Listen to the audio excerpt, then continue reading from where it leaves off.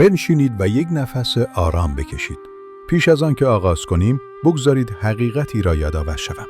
در تاریخ بشر لحظه هایی هست که در ظاهر کوچکند، اما در باطن چنان کوهی عظیم مسیر آینده جهان را تغییر می دهند.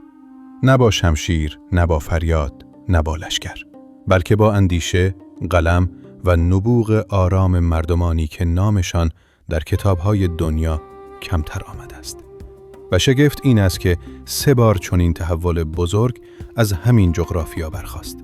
سرزمینی که امروز جهان آن را افغانستان می‌نامد، اما تاریخ آن را یکی از ستون‌های پنهان تمدن بشری می‌شناسد.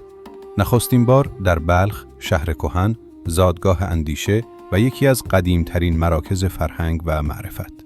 در روزگاری که بسیاری از جهان در خاموشی و آشفتگی فرو رفته بود، بلخ کتابخانه‌هایی داشت که نامشان در بغداد، دمشق، سمرقند، نیشابور و حتی بیزانس شنیده میشد.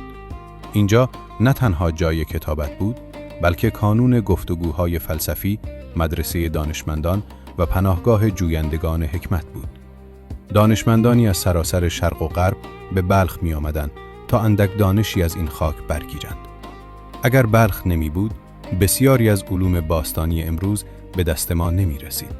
زیرا همینجا بود که نوشتار دوباره جان گرفت و راه آن به سوی جهان باز شد. کتاب‌هایی که در این شهر نوشته شد، بعدها سرچشمه الهام برای مدارس علمی بغداد، ری، قاهره و سپس آکسفورد گردید. دومین بار در کنار رود آمو. آمو تنها یک خط آب نبود، بلکه شاهراه فرهنگی، علمی و تمدنی منطقه به شمار می رفت. مردمانی که در این حوزه تمدنی زندگی می کردند، در نجوم ستارگان را می سنجیدند، در معماری شهرها را می ساختند و در ریاضیات، حساب و مهندسی طرح‌هایی می کشیدند که هنوز هم جهان از آن بهره می گیرد. دانش از آمو به سمرقند رفت، از آنجا به بخارا، سپس به بغداد و از بغداد به مصر و شام.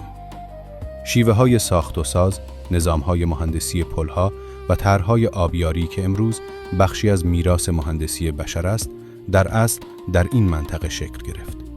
نام بسیاری از آن دانشمندان امروز فراموش شده، اما جهان هنوز بر شانه‌های دانش آنان ایستاده است.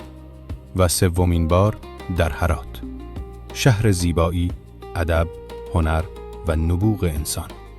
هرات را نگین خراسان می‌خواندند و دلیلش روشن بود.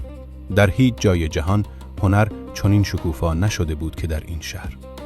در مکتب مصوری هرات رنگ‌ها سخن می‌گفتند.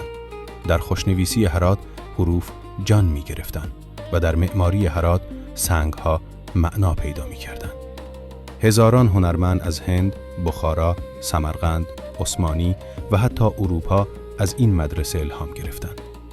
زیبایی که هرات آفرید، داستان را در رنگ نگه داشت، احساس را در خط و تاریخ را در نقش. بدون هرات، بخشی از هنر جهانی امروز معنا نمی داشت. 3 نقطه، 3 لحظه، 3 جرقه بزرگ.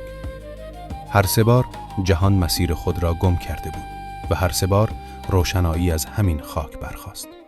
سرزمینی که شاید امروز کوچک پنداشته شود، اما در حافظه تاریخ یکی از ستونهای استوار تمدن بشر است. سرزمینی که 1000 بار افتاد، اما هر بار با قامت بلند برخاست و هرگز اجازه نداد نامش از صفحه تاریخ حذف شود. این حقیقت را شاید بسیاری از مردم دنیا فراموش کرده باشند، اما تاریخ فراموش نمی کند.